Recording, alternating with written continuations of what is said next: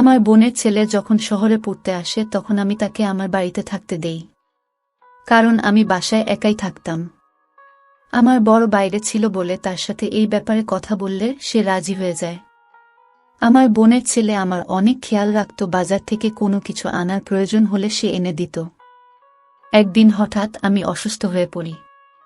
তখন আমার বোনের ছেলে বলে, এখন তুমি শুধু আরাম করবে। রাতে সে আমাকে দুধ খাওয়ানোর পর ওষুধ খাইয়ে চলে যেত। সকালবেলা ঘুম থেকে উঠলে আমি অনেক শান্তি পেতাম। একদিন আমার পেটে অনেক ব্যথা হতে শুরু করে। ডাক্তারের কাছে গেলে ডাক্তার বলে আমি গর্ভবতী। এই কথা শুনে আমার তো প্রাণ বেরিয়ে যাওয়ার মতো অবস্থা হলো। বন্ধুরা, গল্পটি শুরু করার আগে আপনি যদি আমার এই ছোট চ্যানেলটির নতুন দর্শক হয়ে থাকেন তাহলে চ্যানেলটি সাবস্ক্রাইব করে আমাদের সাথে থাকবেন। ডাক্তার যখন আমাকে বলে আমি গর্ভবতী তখন আমার মাথায় আকাশ ভেঙে পড়ে। আমি আশ্চর্য হয়ে ডাক্তারের মুখের দিকে তাকিয়ে থাকি। তিনি আমাকে এমন একটা কথা বলেছিলেন, সেটা শোনার পর আমার চিন্তাভাবনা করার ক্ষমতা হারিয়ে গেছিল। আমার মনে হচ্ছিল আমার উপর পাহাড় ভেঙে পড়েছে, এটা কি করে সম্ভব? আমি এটা মেনে নিতে পারছিলাম না। আমি ডাক্তারকে বলি, নিশ্চয়ই আপনার কোথাও ভুল হচ্ছে, আমার শুধু পেটে ব্যথা করত। সে আমাকে দেখে হাসতে থাকে। সে আমাকে রিপোর্ট দেখায়, আমাকে বলে, বিগত 3 বছর ধরে তুমি আমার কাছে এই জন্যই তো চিকিৎসা করছো। অবশেষে ভগবান যখন তোমাকে খুশির খবর শুনিয়ে দিল, তখন তো তোমার ভগবানকে ধন্যবাদ দেওয়া উচিত। আমি আমার রিপোর্ট দেখে চমকে যাই। আমি কখনো ভাবতে পারিনি আমার জীবনে কখনো এরকম ভয়ঙ্কর ঘটনা ঘটবে। আমি তো এই কথা শুনে ঘাবড়ে যাই। আমার বিয়ের 5 বছর হতে চলল, আর আমার বর কাজের সূত্রে বাইরে থাকে। কয়েক বছরে শুধুমাত্র 10 দিনের জন্য দেশে আসে। আর আমি চাইতাম সেই সময় আমার ইচ্ছা যাতে পূরণ হয়ে যায়, যাতে আমার মন বাচ্চার উপরে থাকে, তাকে নিয়ে যাতে আমি দিন কাটাতে পারি। কিন্তু প্রত্যেকবার আমি দুঃখ পেতাম। এখন তো সে বিদেশে ছিল। আমি ডাক্তারকে কিছু বলিনি। নিজের রিপোর্ট নিয়ে ধীরে ধীরে বাইরে চলে আসি। আমার মাথা কাজ করা বন্ধ করে দিয়েছিল। এটা কি করে হতে পারে? আমি গর্ভবতী। আমার বাড়ি ক্লিনিকের একটা গলির পরেই ছিল, কিন্তু আমার পা এত ভারী মনে হচ্ছিল যেন আমার কাছে অনেক ভারী কিছু চাপানো আছে। বাড়িতে আমরা শুধু দুজনই থাকতাম, আর কেউ থাকতো না। এক আমি, আর দ্বিতীয়ত ফাহিম আমার মাথা কাজ করা বন্ধ করে দেয়। ফাহিম আমার নিজের বোনের ছেলে ছিল, আমার নিজের বড় দিদির ছেলে। তার ব্যাপারে উল্টোপাল্টা কিছু চিন্তা করতে পারছিলাম না। আমি তখনই সামনে নিজের বাড়ির গেট দেখে আমি চমকে উঠি। আমার মনে হচ্ছিল ক্লিনিক থেকে বাড়ি পর্যন্ত কোনো প্রাণহীন লাশকে ধাক্কা দিয়ে এত দূর নিয়ে এসেছে। আমার গলা এমনভাবে শুকিয়ে গেছিল যে আমার নিঃশ্বাস নিতে পর্যন্ত কষ্ট হচ্ছিল। আমি দরজায় বেল বাজাই, তখনই ফাহিম এসে দরজা খুলে দেয়। আমি বাড়ির ভিতরে চলে যাই। আমাকে দেখে ফাহিম হাসতে থাকে। আমি ঘরে যেতেই সে বলে, মাসি, আজ তুমি এত দেরি করে এলে। আমি তোমার জন্য অনেক অপেক্ষা করেছি। তারপর আমি আর খিদে সহ্য করতে না পেরে খেয়ে নিয়েছি। তোমার জন্য খাবার নিয়ে আসি। সে আমার বড় দিদির ছেলে, যে চাকরির সূত্রে শহরে চলে এসেছিল, আর বিগত কিছু মাস ধরে সে আমার সাথে থাকছে। আমার স্বামীরও এ ব্যাপারে কোনো আপত্তি ছিল না। ফাহিমের ব্যাপারে সে সবকিছু জানত। তাছাড়া সে অনেক খুশি ছিল। সে আমায় খুব একটা চিন্তা করত না, ফাহিম ছিল বলে। ফাহিম বলল, মাসি, তোমার কি হয়েছে? ফাহিমের কথা শুনে আমি চমকে যাই। আমি বললাম, কিছু না। আমার খিদে নেই, মাথায় ব্যথা করছে। আমি নিজের ঘরে যাচ্ছি। এই কথা বলে আমি ঘরে চলে গেলাম। আমি রিপোর্ট টেবিলে রেখে নিজের নিষ্প্রাণ শরীর নিয়ে বসে থাকি। আমার চিন্তাশক্তি শেষ হয়ে গেছিল। ফাহিম আমার নিজের বন্ধু ছিল, আমার দিদির ছেলে। আমি তার ব্যাপারে এমন কিছু ভাবতে পারছিলাম না। আমি ভাই বোনদের মধ্যে সব থেকে ছোট ছিলাম, আর দিদি সব থেকে বড়। দিদির যখন বিয়ে হয় আমার বয়স তখন 9 বছর ছিল, আর যখন ফাহিমের জন্ম হয় তখন আমার বয়স ছিল 11 বছর। আমার বড় দিদির বাড়িতে অনেক নিয়ম ছিল, তাদের করা হুকুম ছিল। তাহলে সব হুকুম ফাহিম মেনে চলত। তাকে সবাই পছন্দ করত। কিন্তু আমার কাছে যে রিপোর্ট ছিল তাতে আমার সন্দেহ ফাহিমের উপরে হচ্ছিল। আমি আর ফাহিম ছাড়া বাড়িতে আর কোনো তৃতীয় ব্যক্তি থাকত না যার উপর আমার সন্দেহ হবে। আমি মাথায় হাত দিয়ে চুপ করে বসেছিলাম। আমার মনে পড়ে কিছুদিন ধরে ফাহিম আমায় দুধের সাথে ওষুধ খেতে দিত, যেটা খেয়ে আমি গভীর ঘুমে আচ্ছন্ন হয়ে যেতাম। সকালে যখন আমি উঠতাম তখন অনেক আরাম লাগত। সে কি তাহলে আমাকে ঘুমের ওষুধ খাওয়াতো আর আমার ঘুমিয়ে পড়ার পর কিছু করত। ফোঁটা ফোঁটা জল আমার চোখ থেকে পড়তে থাকে। আমার একরকম অস্বস্তি হতে শুরু করে। সত্যিকারের সম্পর্কে কি মানুষ এমন করতে পারে? নিজস্ব শারীরিক চাহিদা মেটানোর জন্য মানুষ এমন করতে পারে? আমি তার মাসি ছিলাম, তার নিজের মায়ের বোন, মানে তার মায়েরই মতন। সে আমার কাছে ছেলের মতোই ছিল। আমি তার সামনে কোনো পর্দা করতাম না। তার মাথা যদি আমার ব্যাপারে এরকম ভাবেও, তবে তার মন কি করে এই পাপ, এই অন্যায় করতে সম্মতি দিল? আমি অনেক কাঁদছিলাম। আমি যে কি ভয়ঙ্কর যন্ত্রণা সহ্য করেছি তা হয়তো কেউ বুঝতেও পারবে না। আমার মনে পড়ে গেল ছোটবেলায় আমি যখন দিদির কাছে থাকতাম, তখন সে আমার কোলে বসে পড়ত।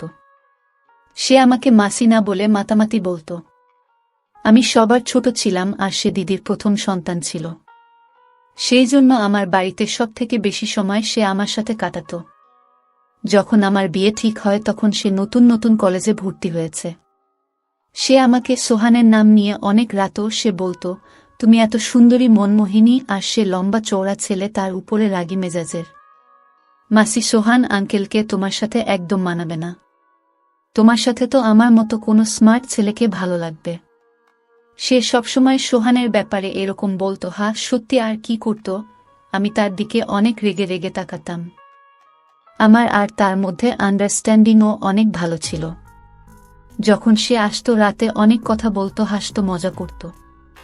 সে এখন আমায় বলে, সোহান আঙ্কেল মনে হয় বিদেশে কোনো মেম সাহেবকে বিয়ে করে নিয়েছে, সেজন্যই তো ফিরতে চায় না।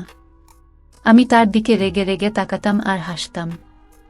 তাকে দেখে কখনো এমন মনে হতো না যে সে আমার সাথে এমন নোংরা কাজ করতে পারে।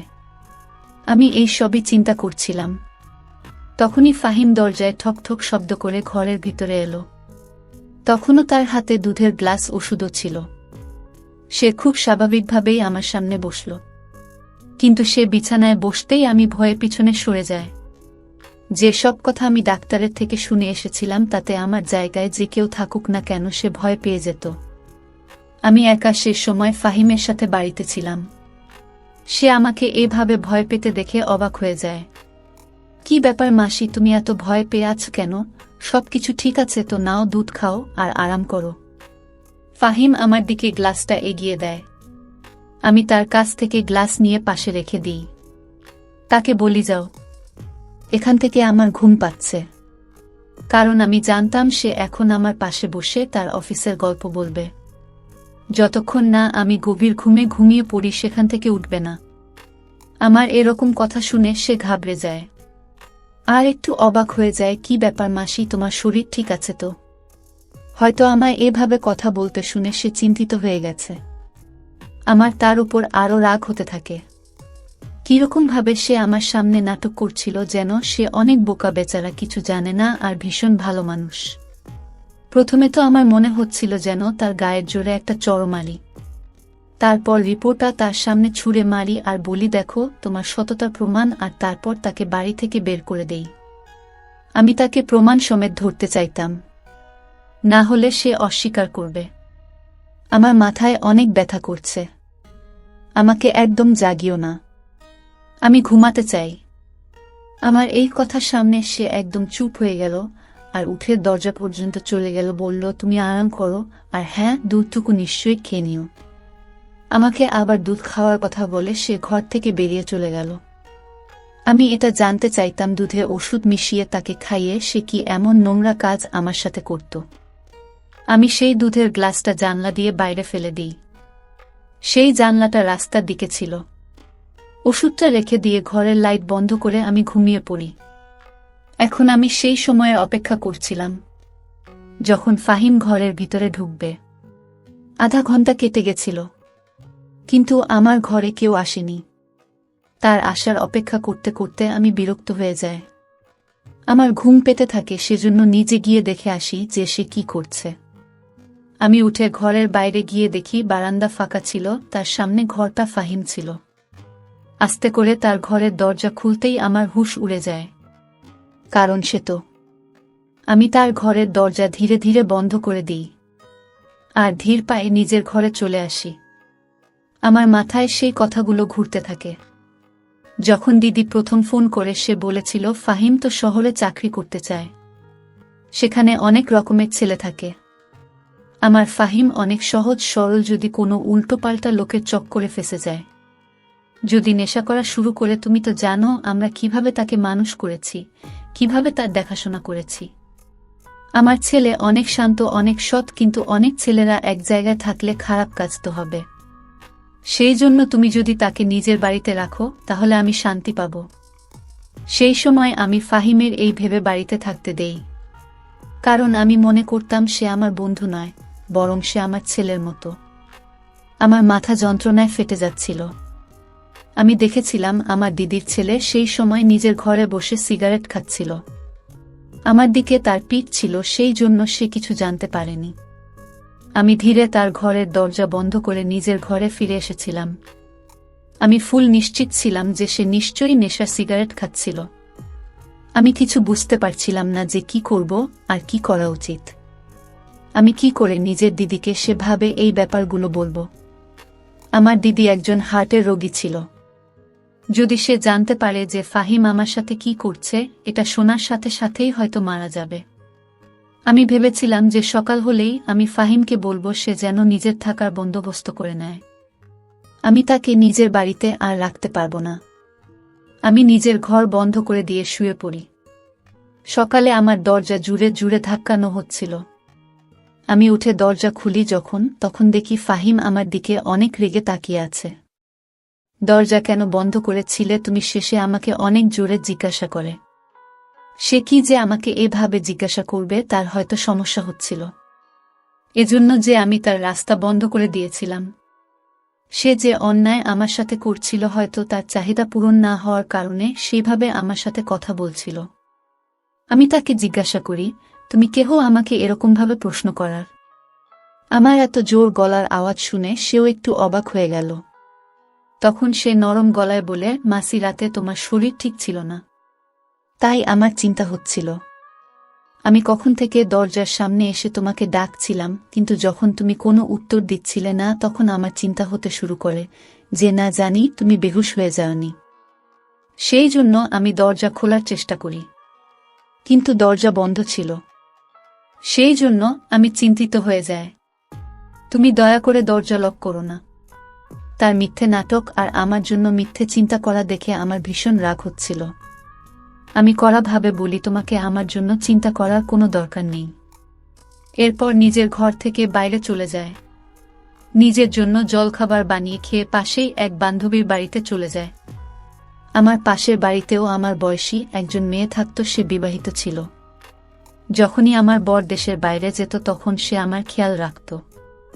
আমার তার বন্ধুত্ব অনেক ভালো ছিল। তার বর আমাকে নিজের বোনের মতো দেখত।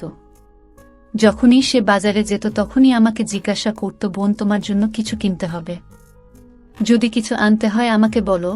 আমি প্রায় তাকে বাজার থেকে জিনিস কিনতে দিতাম। যবে থেকে ফাহিম আসে তখন থেকে ফাহিম এসব কাজ করত। এখন আমার প্রতিবেশী সীমার সাথেই কাজ ছিল যে আমায় বর্জন করতে হবে। এই পাপ আমার জীবন থেকে শেষ করে দেওয়া ছাড়া আমার আর কোনো উপায় ছিল না। আমি এটাই বুঝতে পারছিলাম না যে আমি সীমাকে কি বলবো, না জানি সে আমার ব্যাপারে কি ভাববে। কিন্তু আমার কোনো না কোনো মহিলাকে তো দরকার ছিলই। আমাকে তো কাজটা করতেই হবে, কারণ দিদিকে যদি সত্যিটা বলি তবে সে মেনে নিতে পারবে না। যদি নিজের বরকে এসব কথা বলতাম তাহলে তো সে আমাকে আর কখনো নিজের বউ বলে মেনে নিত না। আমার সংসার বরবাদ হয়ে যেত। আমি যে কি জায়গায় ফেঁসে গেছিলাম তা শুধু একমাত্র আমি ভালো করে জানতাম। আমি একজন নতুন লেডি ডাক্তারের কাছে গিয়েছিলাম আর বলেছিলাম যে যদি আমার কাজ ঠিকভাবে করে দেয় তবে তাকে আমি ভালো টাকা দেব। সে মহিলা ডাক্তার রাজি হয়ে যায়, কিন্তু সেই রাতে আমার সাথে কিছুটা এরকম হয় যা দেখে আমি কেঁপে উঠি। আমি রাতে ফিরে ফাহিমকে বলি যে আমি তোমাকে আর নিজের বাড়িতে রাখতে চাই না। সেই জন্য সে যেন 1 সপ্তাহের মধ্যে নিজের থাকার ব্যবস্থা করে নেয়। আমার কথা শুনে সে অবাক হয়ে যায়। মাসি, তুমি এসব কি বলছো? আমি তোমাকে ছেড়ে কোথায় যাব? আমার কোনো ব্যাপার না, আমি কোথাও একটা থেকে যাব, কিন্তু মাসি তুমি একা কি করে থাকবে? ফাহিমের কথা শুনে আমার রাগ হতে শুরু করে। আমি বলি, তুমি আসার আগে আমি একাই থাকতাম। যত তাড়াতাড়ি সম্ভব নিজের জন্য থাকার জায়গা খুঁজে নাও। সে কোনো উত্তর দেয় না, কিন্তু তাকে দেখে চিন্তিত মনে হচ্ছিল। আমি নিজের ঘরে এসে শুয়ে পড়ি। এখন আমি নিজের ঘরের দরজা লক করে রাখতাম। কিছুক্ষণের মধ্যেই আমি ঘুমিয়ে পড়ি। তারপর আমার আর কিছু মনে ছিল না। রাতে যখন চোখ খুলে তখন মনে হচ্ছিল যে আমার পাশে কেউ শুয়ে আছে, কিন্তু আমার ঘরে অনেক অন্ধকার ছিল। এতটাই অন্ধকার ছিল যে আমি সেই মানুষটাকে দেখতে পাচ্ছিলাম না। শুধু এটা মনে হচ্ছিল যে আমার পাশে কেউ শুয়ে আছে। আমি অনেক ভয় পেয়ে গেছিলাম। আমি তাড়াহুড়ো করে কিছু বুঝতে না পেরে চিৎকার করতে থাকি। কিছুক্ষণের মধ্যেই আমার পাশে শুয়ে থাকা মানুষটা উঠে বসে। আমার বিছানা থেকে উঠে যাওয়ার আগেই সেই মানুষ নিজের হাত দিয়ে আমার মুখ চেপে ধরে। এখন তো আমি অনেক চমকে গিয়েছিলাম। আমি নিজেকে বাঁচানোর কোনো কথা চিন্তা করার আগে সে মানুষটা বিছানার পাশে থাকা ল্যাম্প অন করে দেয়। তাকে দেখে তো আমার হুঁশ হারিয়ে যায়। আমার সামনে আমার বর ছিল কখন বাড়ি আসে। সে আমাকে কিছু না জানিয়ে হঠাৎ চলে এসেছিল। সে হাসতে থাকে, বলে তোমাকে সারপ্রাইজ দেওয়ার ছিল। যখন আমি বাড়ি ফিরি তখন ফাহিম দরজা খুলে। সে জানতো আমি এখানে আছি। যখন আমি ঘরে আসি তখন ঘর লোক ছিল। তুমি জানো, জানলা দিয়ে আমাকে ভিতরে আসতে হয়েছে। তুমি তো অদ্ভুত। এখানে কি এমন অচেনা ব্যক্তি আছে যে তুমি দরজা লক করেছ? তার কথায় আমি উত্তর দিতাম। সেই সময় আমি মন থেকে অনেক ভেঙে পড়েছিলাম।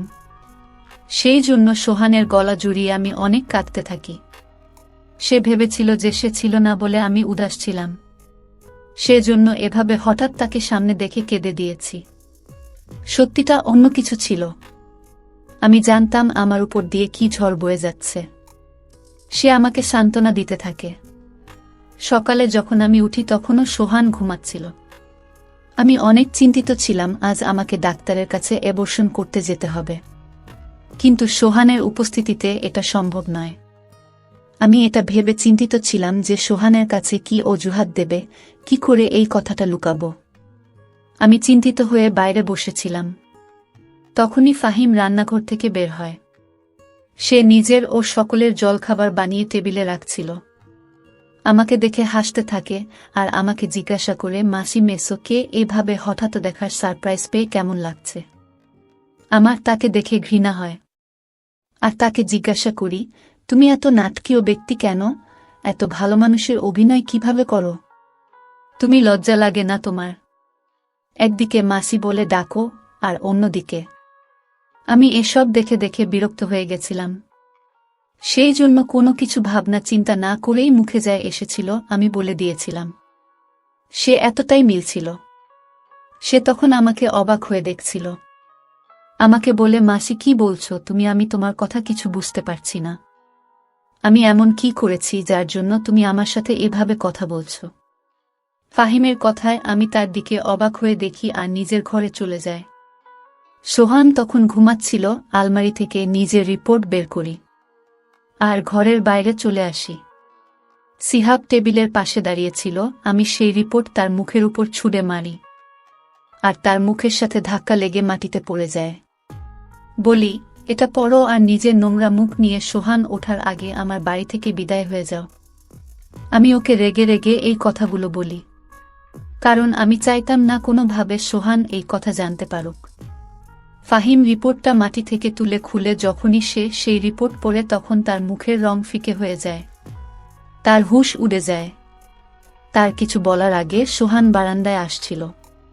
জানি না কিভাবে, কিন্তু সে সোজা ফাহিমের কাছে আসছিল। রিপোর্ট তার হাত থেকে নিয়ে পড়তে শুরু করে। সেটা দেখে তো আমার প্রাণ বেরিয়ে যাওয়ার মতো অবস্থা হয়।